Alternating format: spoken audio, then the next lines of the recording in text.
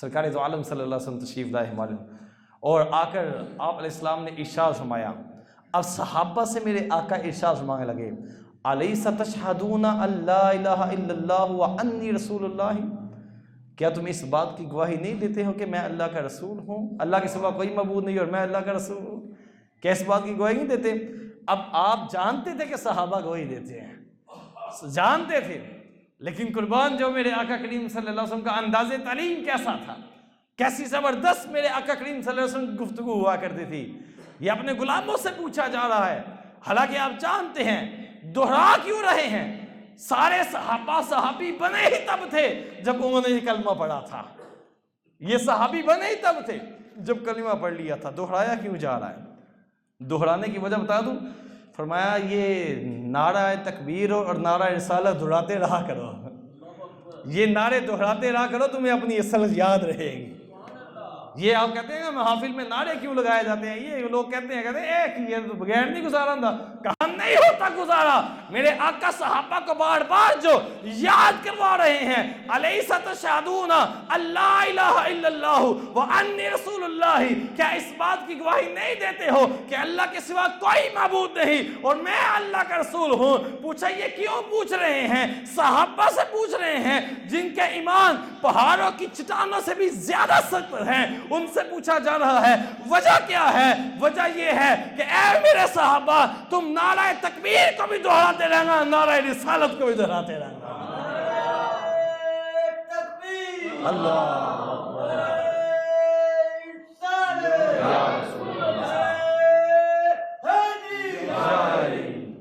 تو اس کو دہراتے رہنا تاکہ تعلیمات عام ہوتی، لوگوں کو پتہ چلے. اور یہ نعرہ لگا کر پہچان کرنی ہوتی ہے، پہچان کرنی ہوتی ہے اپنا کون ہے بیگانہ کون ہے. ہاں یہ صدیق اکبر کا طریقہ ہے. حضرت ابوبکر صدیق رضی اللہ تعالی عنہ کے زمانہ پاک میں جب جنگ یمامہ ہوئی نا، تو جنگ یمامہ میں حضرت ابوبکر صدیق رضی اللہ تعالی عنہ نے ختم نبوت کے منکرین کے خلاف جب آپ نے مجاہدین کو بھیجا تو وہاں پر معاملہ کچھ اور ہو گیا. وہ بھی کہتے تھے لا الہ الا اللہ، صحابہ بھی کہتے تھے لا الہ الا اللہ، وہ بھی یہی کہہ رہے ہیں، صحابہ بھی یہی کہہ رہے ہیں. اب صحابہ کچھ پریشان ہوئے کہ فرق کیسے کیا جائے، حق اور باطل کو فرق کیسے کیا جائے. ایک زمانہ وہ تھا کہ صرف لا الہ الا اللہ کہنے سے حق اور باطل کا فرق ہو جاتا تھا. یہ مسئلہ سمجھانے لگوں آپ کو. ایک زمانہ وہ تھا جب ابتدائی اسلام میرے آقا کریم صلی اللہ علیہ وسلم نے اعلان نبوت فرمایا، اس وقت صرف لا الہ الا اللہ کہنے سے بھی فرق ہو جاتا تھا، کیونکہ وہ بتوں کے پجاری تھے، ایک خدا کو نہیں مانتے تھے. اور پتہ یہ چلا کہ جب جیسے جیسے فتنے اٹھتے جائیں پہچان کے طریقوں میں بھی فرق آتا جاتا ہے، پہچان کے طریقوں میں بھی فرق آتا ہے. پھر زمانہ تھوڑا آگے بڑھا، اب لا الہ الا اللہ کہنے والے دو گروہ تھے، ایک ختم نبوت کے منکر اور ایک میرے آقا کریم صلی اللہ علیہ وسلم کی ختم نبوت کے پہرے دار. اب اس وقت کہا کہ اب وہ بھی لا الہ الا اللہ کہتے ہیں، یہ بھی لا الہ الا اللہ کہتے ہیں. صدیق اکبر نے ہمیں تعلیم دے دی، فرمایا قیامت تک اگر زمانہ بدلتا گیا تو پہچان کے طریقے اہل حق سے سیکھتے جانا، نعروں کے انداز بدلتے جائیں گے. پھر فرمایا صدیق اکبر کہتے ہیں کہ جب پیغام بھیجا کہ اب کیا کریں، اب لا الہ الا اللہ کہنے والوں کی گردنیں اتارنی ہے. فرمایا نہیں، تم نے یوں کرنا ہے کہ تم یا محمد یا رسول اللہ کا نعرہ لگاؤ. تم یا لبیک یا رسول اللہ، لبیک لبیک لبیک یا رسول اللہ، لبیک لبیک لبیک یا رسول اللہ، لبیک لبیک لبیک یا رسول اللہ. فرمایا تم یا محمد یا رسول اللہ کا نعرہ لگاؤ. یہ پہچان کرے گا حق اور باطل کے اندر کہ حق کیا ہے اور باطل کیا ہے. جو یا محمد یا رسول اللہ کہتا ملے میدان جنگ میں اس کو چھوڑ دینا، جو نہ کہے اس کی گردن اڑا دینا، اس کی گردن اڑا دینا. پھر یہ مسلمانوں کا یہ نعرہ صدیق اکبر رضی اللہ تعالیٰ عنہ نے دیا، تو یہ تو وہی لگائے گا نا جس نے صدیق اکبر سے بھی پیار کیا ہے، فاروق اعظم سے بھی پیار کیا ہے، عثمان غنی سے بھی پیار کیا ہے، مولا علی سے بھی پیار کیا ہے، یہ نعرہ تو پھر وہی لگائے گا۔ پھر زمانہ بدل گیا، زمانہ چلتا رہا، پھر زمانہ آگے آتا گیا۔ ایک زمانہ یہ آیا کہ ہمارے دور میں طرح طرح کے فتنے اٹھنے لگے۔ کچھ لوگوں نے کہا ہاں ہاں ہم بھی حق پرست ہیں، کچھ نے کہا ہم بھی حق پرست ہیں، ہم بھی صحابہ کو مانتے ہیں، کچھ نے کہا ہم بھی صحابہ کو مانتے ہیں، لیکن کچھ کہنے لگے نہیں جی بعض صحابہ کے بارے میں یہ مسئلہ ہے وہ مسئلہ ہے، کچھ نے صحابہ کو ویسے ہی گالیاں دینا شروع کر دی۔ جب ایسا مسئلہ ہوا تو پھر نعرہ تحقیق ایجاد ہوا، نعرہ تحقیق لگاؤ، حق چار یار کے نعرے لگے تھے، حق چار یار، جو چاروں کو مانے گا وہ ہمارا امام بنے گا۔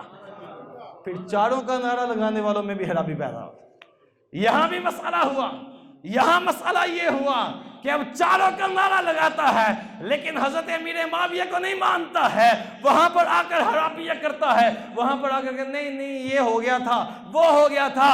تو کراچی کی سرزمین سے میرے مرشد نے نعرہ لگایا، فرمایا اب مسئلہ اور ہو گیا ہے، یہ حق چار یار کا نعرہ بھی لگا رہے ہیں، نعرہ حیدری بھی لگا رہے ہیں، نعرہ رسالت بھی لگاتے ہیں، سارے نعرے لگاتے ہیں، لیکن ابھی بھی فرق ہے، کچھ ایسے بیڑیے اندر چھپے ہوئے ہیں جو نعرہ تحقیق لگا کر بھی صحابہ پر بھونک رہے ہیں۔ اب تم نے ایک نعرہ یہ لگانا ہے، ہر صحابی نبی،